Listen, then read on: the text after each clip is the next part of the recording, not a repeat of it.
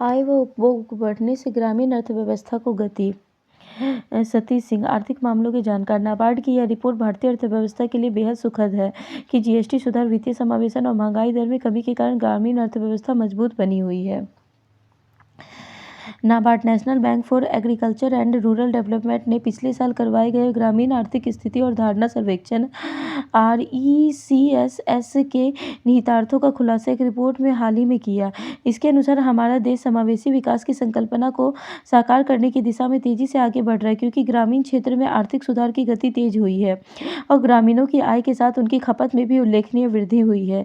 इससे ग्रामीण इलाकों में आर्थिक गतिविधियों में तेजी आई है। आय और खपत में वृद्धि में महंगाई दर के कम रहने की भी बड़ी भूमिका है। खुदरा महंगाई दर नवंबर में 0.71% रही, जो अक्टूबर की 0.25% की महंगाई दर से 46 आधार अंक अधिक है।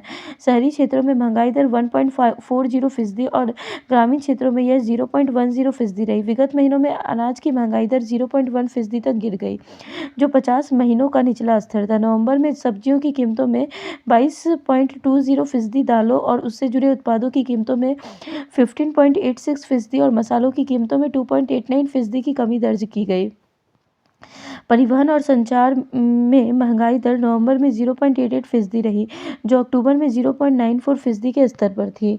महंगाई में कमी आने से आमजन की आय में तो वृद्धि हुई ही, साथ ही साथ उसकी क्रय शक्ति में भी इजाफा हुआ। महंगाई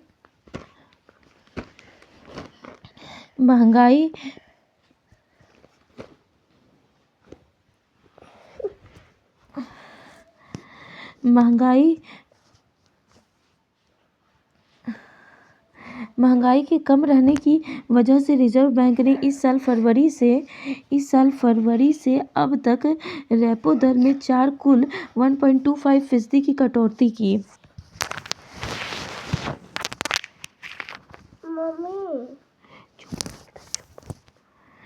जिससे बैंक ऋण ब्याज दर में कमी आई। इससे लोगों की बचत में इजाफा और उपभोग में वृद्धि हो रही है। नाबार्ड के सर्वेक्षण में कहा गया है कि सितंबर 2024 के बाद लोगों की आय बढ़ने और उपभोग में वृद्धि होने से ग्रामीण अर्थव्यवस्था में मजबूत सुधार दर्ज हुआ है।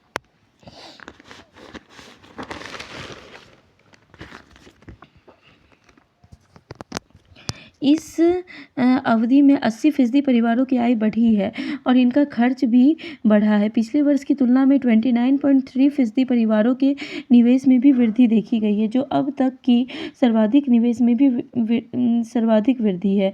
हालांकि इस दौरान 15.7% परिवार की आय में भी कमी आई है। सर्वेक्षण में 75.9% लोगों ने उम्मीद जताई है कि उनकी आय अगले वर्ष में बढ़ेगी। दरअसल जीएसटी वस्तु एवं सेवा कर के स्लैब को युक्तिसंगत बनाने से ग्रामीणों की बचत में उल्लेखनीय इजाफा हो रहा है, जिसका इस्तेमाल वे बचत और खर्च करने में कर रहे हैं। सरकार की सब्सिडी योजनाओं से भी ग्रामीण परिवारों को मदद मिल रही है। औसत मासिक आय का 10% हिस्सा सब्सिडी वाले भोजन, बिजली, रसोई गैस, उर्वरक, स्कूलों में मुफ्त भोजन, ड्रेस, किताब, कॉपी और अन्य कल्याणकारी हस्तांतरणों के माध्यम से पूरा हो रहा है। कुछ परिवारों के लिए मासिक सब्सिडी राशि उनकी कुल आय के 20% से अधिक है, जो ग्रामीण मांग और उपभोग को स्थिर बनाए रखने में मददगार साबित हो रही है। तथ्य यह है कि प्रधानमंत्री जन धन योजना और प्रधानमंत्री मुद्रा योजना की वजह से औपचारिक स्रोतों से ग्रामीणों की ऋण तक पहुंच उच्चतम स्तर तक पहुंच गई है। सर्वेक्षण के अनुसार 58.3% ग्रामीण परिवारों ने ऋण औपचारिक स्रोतों यानी बैंकों से लिया है, जो कि अब तक का सबसे उच्चतम स्तर है, जबकि सितंबर 2024 में यह 48.7% था। अनौपचारिक स्रोतों से ऋण लेने वाले ग्रामीणों की संख्या अभी करीब 20% है, जो दर्शाता है कि ग्रामीण क्षेत्र में अब भी वित्तीय समावेशन की पहुंच बढ़ाने की आवश्यकता है। सरकारी बैंक इस दिशा में निरंतर कार्य कर रहे हैं।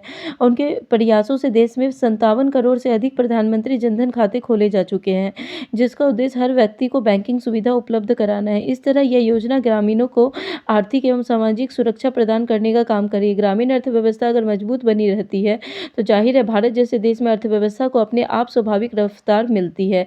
देश की अर्थव्यवस्था के लगातार मजबूत बने रहने के कारण IMF अंतर्राष्ट्रीय मुद्रा कोष ने चालू वित्त वर्ष में भारत की विकास दर 6.6% रहने का अनुमान जताया है, जबकि ADB यानी एशियाई विकास बैंक ने भारत के आर्थिक विकास दर का अनुमान 6.5% से बढ़ाकर 7.2% कर दिया है।